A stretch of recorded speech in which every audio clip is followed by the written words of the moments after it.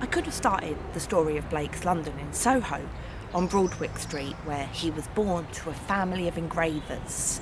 Soho now is a very vibrant area, but then it was very much a working class district where artisans mingled with high class escorts, where working people mingled with the high of society.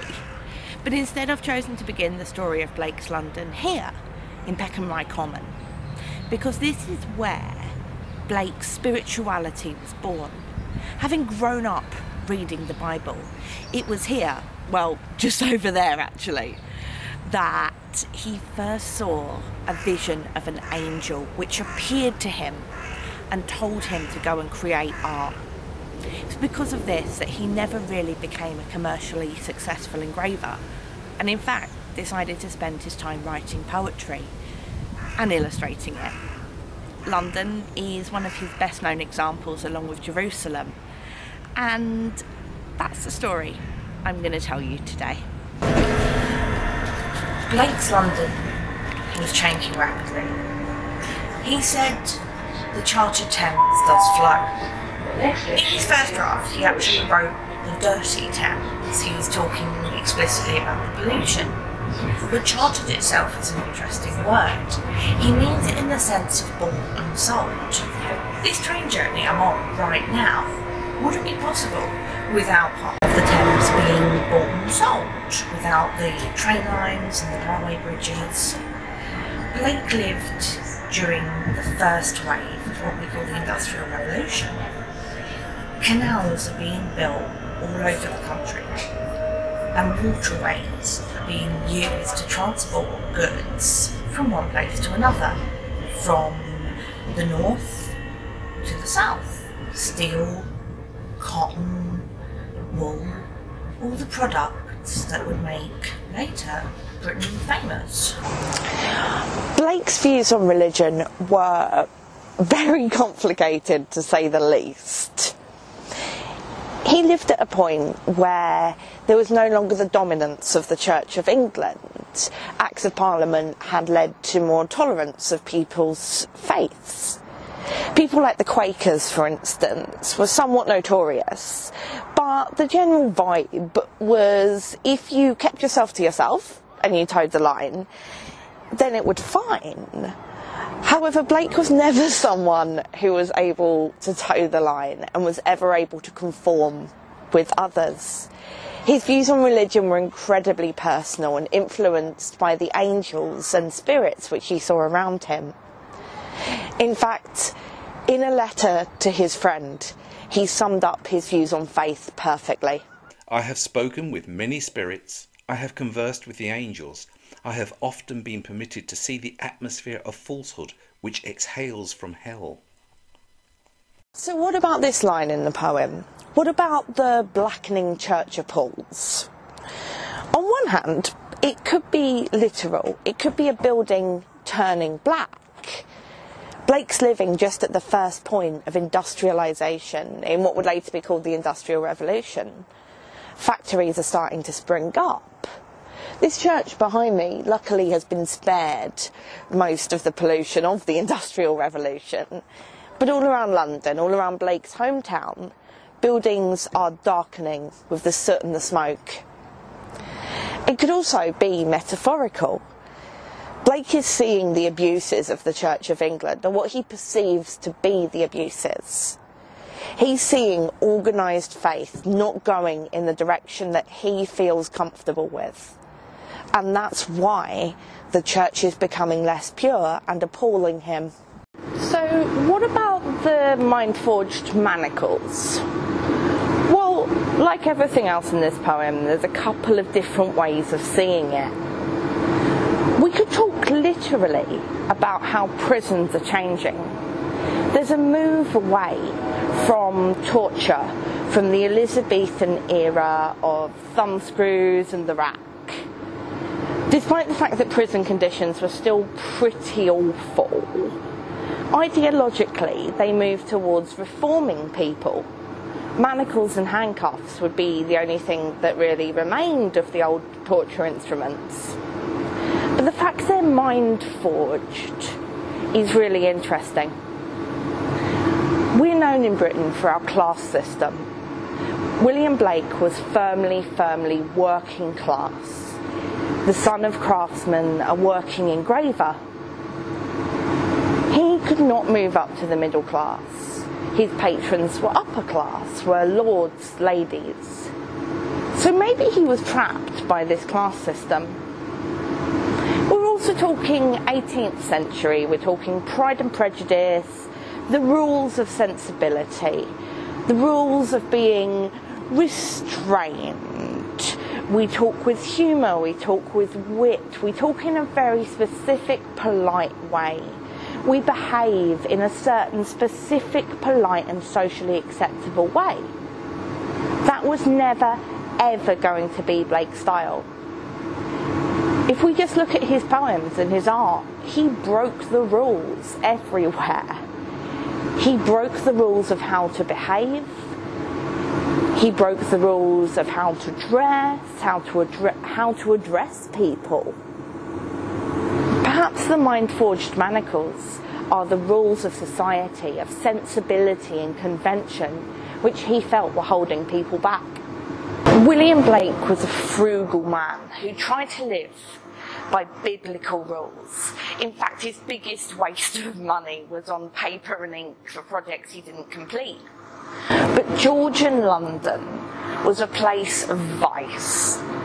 Prostitution increased hugely, as did gambling. In fact, gambling became a way of life for many aristocrats. Which leads us on to thinking about the youthful harlot's curse that blights the marriage hearse. A harlot literally would be a sex worker.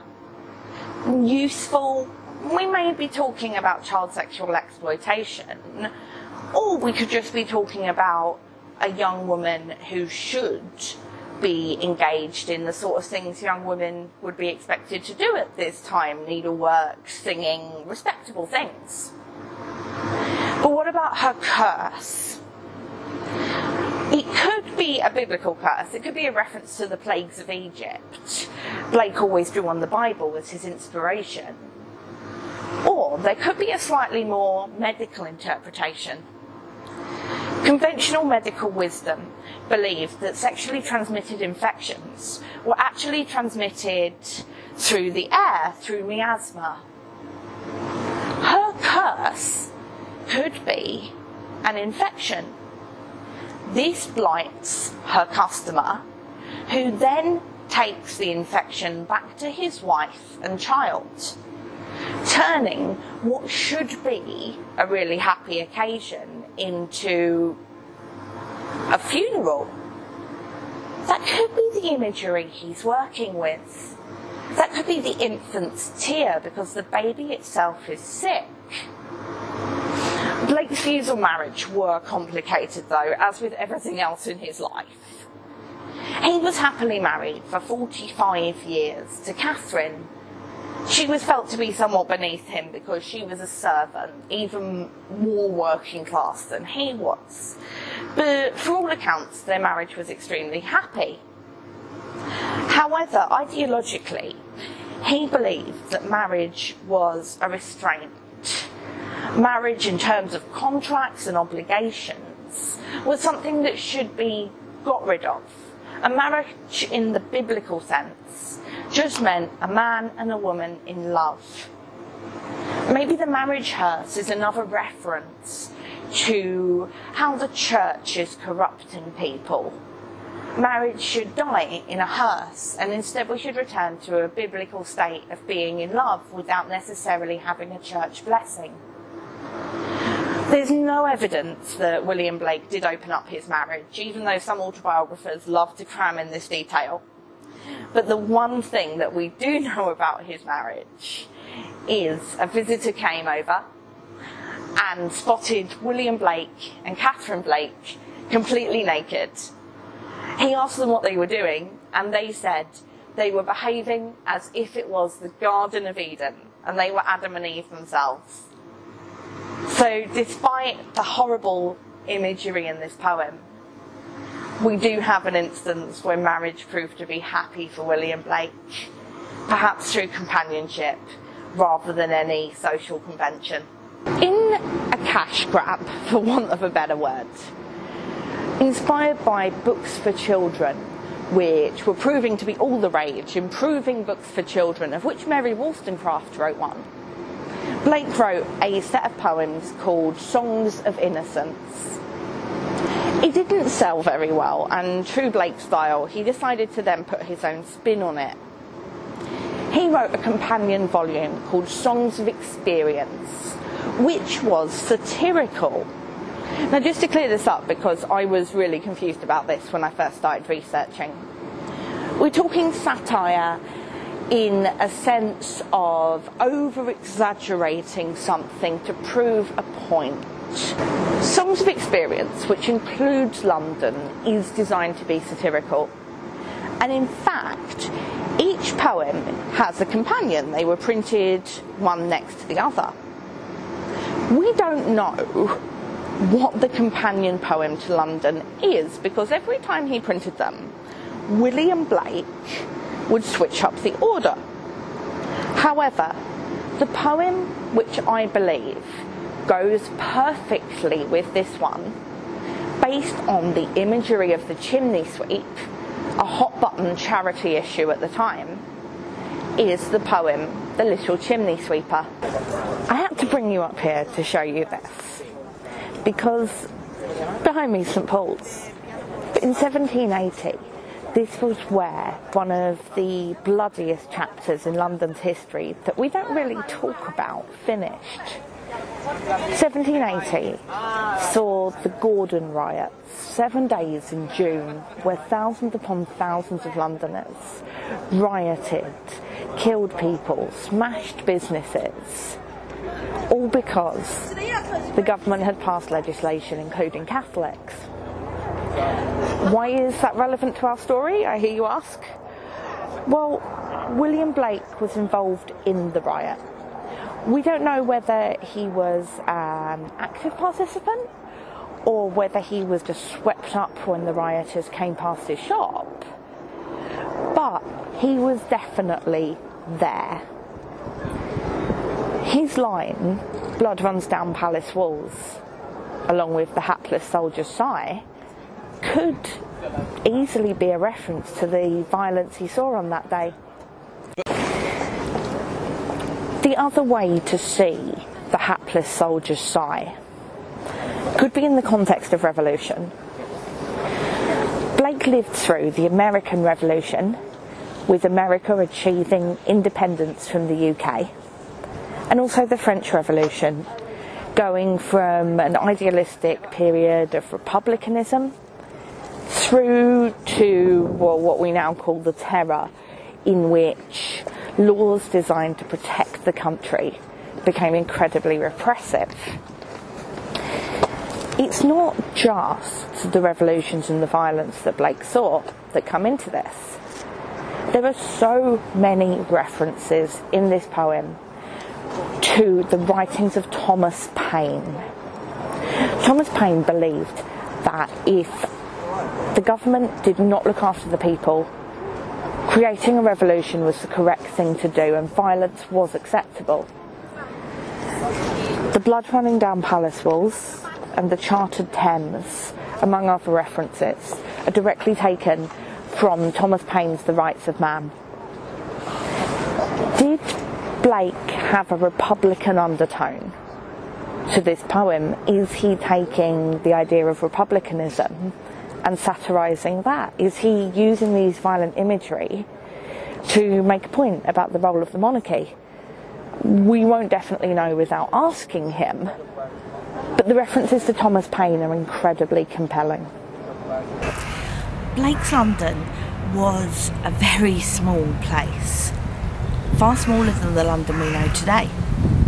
Most of it would have been countryside. In fact, most places outside the Square Mile and Westminster would have been open fields. Blake loved walking. It was one of his favourite things to do. So the London he describes, while being satirical and exaggerated, is based on what he saw. He could walk round most of London in an evening And in fact, he did that. So we can say, despite the exaggeration for his own purposes, Blake's portrayal of 18th century London is quite real. It seems appropriate then to end our story not very far at all from where we began it. In fact, in this street just outside Waterloo Station. This is where William Blake sat down to record London. Unfortunately, it was knocked down a few years after he wrote it, but this is the closest we can get to the site he really formulated the poem. It's a little ironic now that he's commemorated with a blue plaque and celebrated as one of the greatest Britons of all history, when in fact he died in obscurity. He didn't even have a tombstone until 2008. So, to finish up, here's to you, William Blake. Of course, you are now known and loved and possibly hated and reviled by every teacher and every 16-year-old across the country. A surprising twist of events from the man who sat down to write one of the most satirical, hyperbolic and engaging presentations of 18th century London.